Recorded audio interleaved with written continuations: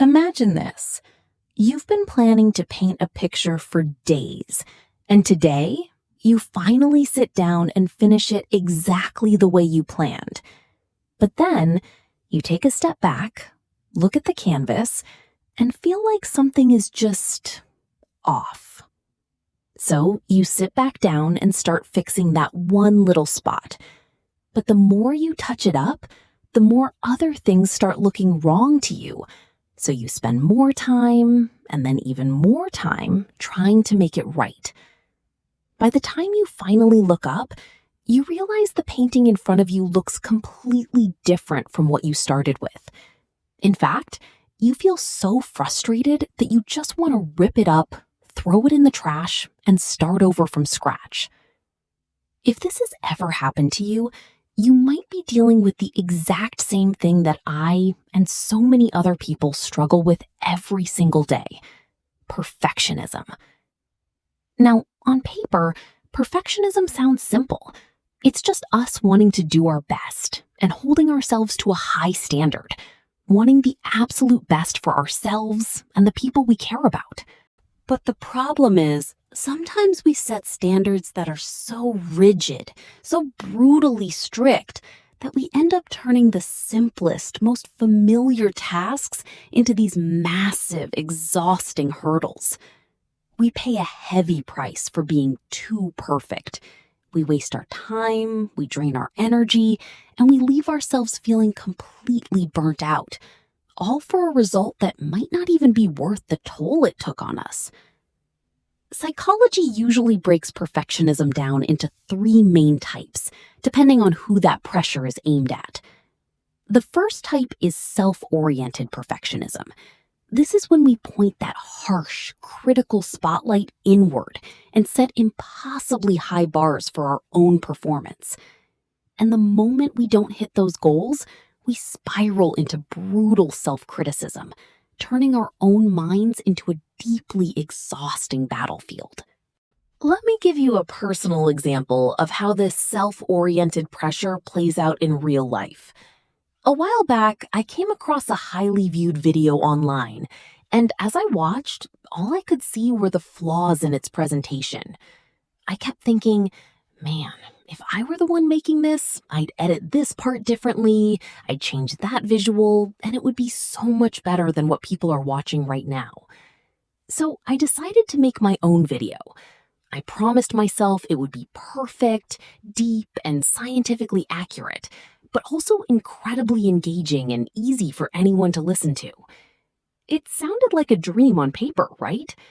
Until I actually sat down and started working on it, only to realize how heavy those expectations truly were. I ended up wasting hours obsessing over the tiniest details, like a slight glitch in the audio or a tiny imperfection in a graphic that nobody else would ever notice. These minor issues would keep me up for hours trying to fix them, completely draining my creative energy. There were times I threw away a completely finished video and started over from a blank screen simply because it didn't feel right. Because of that, my project took way longer than it should have. I was constantly exhausted, and my upload schedule fell completely behind. Slowly, that wave of initial confidence turned into pure frustration, and I just felt incredibly disappointed in myself. The second type is other-oriented perfectionism. This is when we project our own unrealistic expectations onto the people around us. We expect them to be perfect, and we get easily let down, annoyed, or overly critical when they don't meet our standards. For instance, a friend of mine once asked me to teach them how to make videos, and since this was my area of expertise, I gladly agreed. I started talking passionately about advanced storytelling, cinematography, pacing, and how to hook an audience in the first 3 seconds, sharing everything I knew.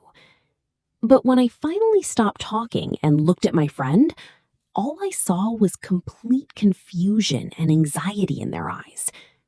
You see, the things I was talking about, The things I considered basic stuff were actually way too complicated and overwhelming for someone just starting out. I had completely ignored where they were on their journey and tried to force my own high standards onto them, when all they really needed was a simple step by step to get started. And the third type is socially prescribed perfectionism. This is the heavy, suffocating feeling that society, our families, or the people around us are constantly demanding us to be flawless. We are terrified of being judged, criticized, or rejected if we don't perform at 100%, which usually causes the most psychological damage. The best example of this is our school days. Most of us grew up under the crushing weight of grades, rankings, and constant comparisons. If your report card wasn't great, you felt like people looked down on you. Family and teachers would compare you to others, saying things that slowly chipped away at your self-esteem. Eventually, you stop wanting to try at all because you'd rather accept being a failure in silence than face everyone's disappointment. So let's take a step back and look at what went wrong in all of these situations. In my first example, I was forcing a brutal, arbitrary standard on myself. I decided what was good and bad purely in my own head, without actually analyzing if it was necessary. The truth is, all those tiny details I was stressing over didn't even matter to the audience. The perfect video I was chasing was only perfect to me. It wasn't what the viewers actually cared about. In the second example, I forced my own personal standards onto my friend. I forgot that my basic knowledge was something I had spent years practicing. My friend didn't need a masterpiece. They just needed to take their very first step. There was a massive gap between my expectations and their reality. And in the third example, using grades to categorize and rank kids isn't necessarily wrong, but the way we use those standards to judge a person's worth is deeply flawed. A student who gets bad grades in math might be labeled lazy or not smart, when in reality, their true genius is in painting, playing music, or writing. It is these broken, unrealistic standards that create perfectionists. When you become a perfectionist, you can spot a flaw in absolutely anything. You become incredibly quick to judge yourself and everyone else. You can never just sit back and feel satisfied, because perfect is a moving target that you can never actually reach. You constantly crave validation from others, but the moment someone gives you a compliment, you don't even know how to accept it. You fail to appreciate your own hard work. You don't celebrate your wins, and you never give yourself permission to just rest and be proud of what you did.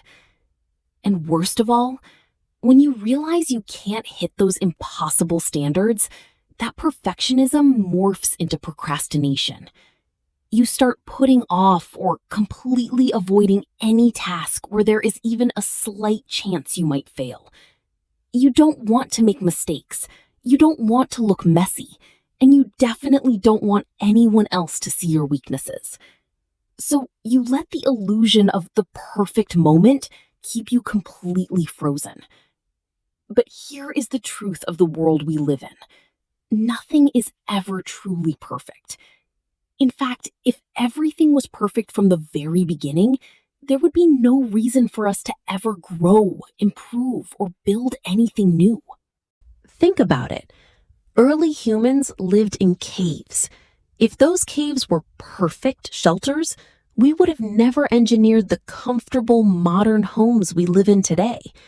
If candles were the perfect way to light up a room, the light bulb would have never been invented. If writing letters was the perfect way to stay in touch, we wouldn't have the internet or smartphones. Every single thing we now look at as old, outdated, or slow was once considered perfect at the exact moment it was created. It's only because human needs changed that those things became obsolete. Even the newest smartphones, luxury sports cars or mansions, they are all beautiful achievements. But as the world keeps moving forward, they too will eventually become outdated relics of the past. So tell me, when that happens, will they still be perfect? Saying all of this doesn't mean that wanting things to be great is a bad thing. That drive to do better is exactly what helps us push past our limits and grow. But there's a condition. We have to be honest about our own capabilities, and we have to set goals that are actually realistic and doable. Set standards that challenge you to grow, not standards that make you want to hide. Hold yourself to a high bar because it's something you can do, not because you're trying to prove you aren't a failure. If things don't work out, it's honestly okay. You showed up, you tried, and you will do better next time.